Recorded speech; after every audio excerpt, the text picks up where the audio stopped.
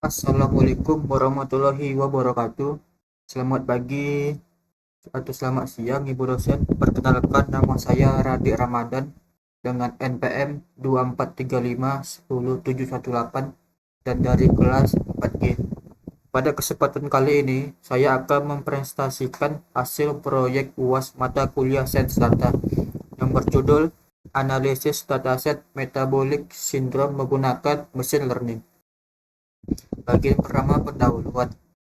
Metabolic syndrome merupakan sekumpulan kondisi kesehatan seperti obesitas, tekanan darah tinggi, kadar gula darah yang tinggi, trigliserida yang tinggi, dan kadar kolesterol HDL yang rendah. Kondisi ini dapat meningkatkan risiko penyakit jantung dan diabetes.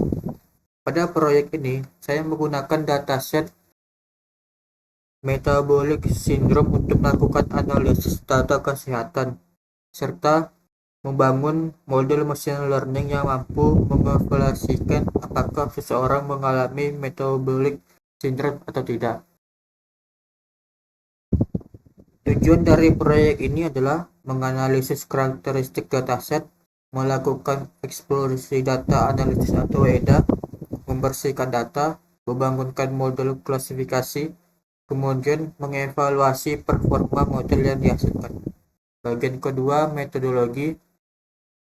Pada penelitian ini, saya menggunakan dataset syndrome yang terdiri dari 80 data dengan 14 kolom, termasuk satu variabel target yaitu metabolic syndrome yes/no. Pada tahapan pertama adalah melakukan eksplorasi data atau EDA. Saya menggunakan fungsi info, discrete, dan pengecekan missing value untuk mengetahui struktur dataset, tipe data, statistik deskriptif, serta data yang hilang. Setelah itu dilakukan proses data cleaning yang meliputi menghapus kolom yang tidak diperlukan yaitu sequence, menangani missing value menggunakan metode imputasi, melakukan label encoding pada data kategori, serta melakukan standarisasi data menggunakan standar Shiller. Bagian ketiga, visualisasi data. Selanjutnya saya melakukan beberapa visualisasi data. Visualisasi pertama adalah heatmap korelasi.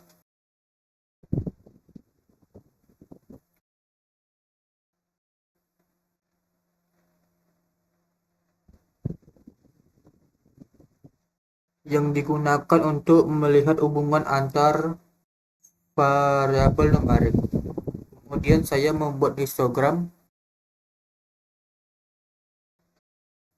untuk melihat distribusi setiap fitur. Selanjutnya terdapat box plot yang digunakan untuk mendeteksi adanya outlier pada beberapa variabel seperti blood glucose, triglyceride, dan uric acid. Saya juga membuat plot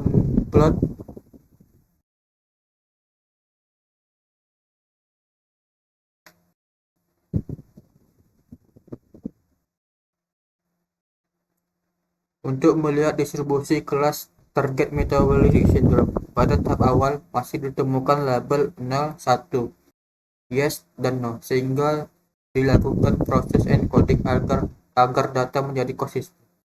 Bagian keempat, machine learning. Setelah data selesai diproses, saya membangun 3 model machine learning. Model pertama adalah logistic regression.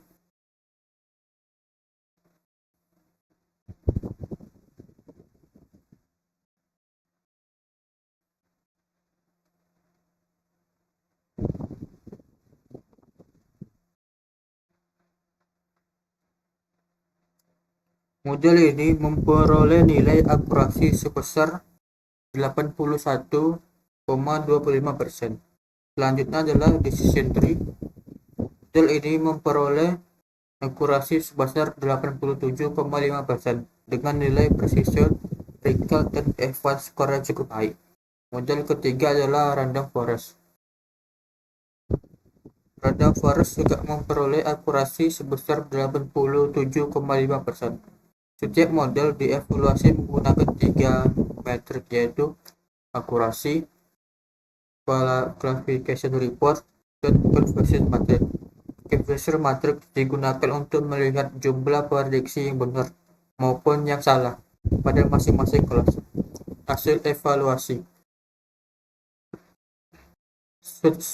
Setelah seluruh model dibandingkan, diperoleh hasil sebagai berikut. Logistic regression memperoleh akurasi 81,25%.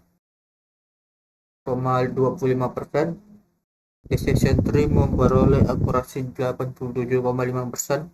Random forest memperoleh akurasi 87,5%. Berdasarkan hasil tersebut, decision tree dan random forest menjadi model terbaik karena memiliki tingkat akurasi tertinggi serta nilai precision, recall, dan advanced score yang seimbang. Dengan demikian, kedua model tersebut lebih direkomendasikan untuk melakukan klasifikasi data metabolic syndrome pada dataset ini. Bagian ke-6, kesimpulan.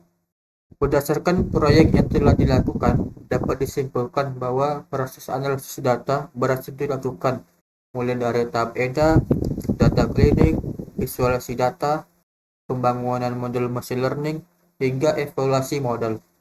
Ketiga algoritma berhasil digunakan untuk melakukan klasifikasi data metabolic syndrome. Model terbaik pada penelitian ini adalah decision tree dan random forest dengan nilai akurasi sebesar 87,5%. Untuk penelitian selanjutnya, disarankan menggunakan dataset yang lebih besar, melakukan feature engineering, serta mencoba algoritma lain seperti super vector machine maupun XGBoost agar diperoleh performa yang lebih baik. Penutup, demikian presentasi yang dapat saya sampaikan. Terima kasih atas perhatiannya.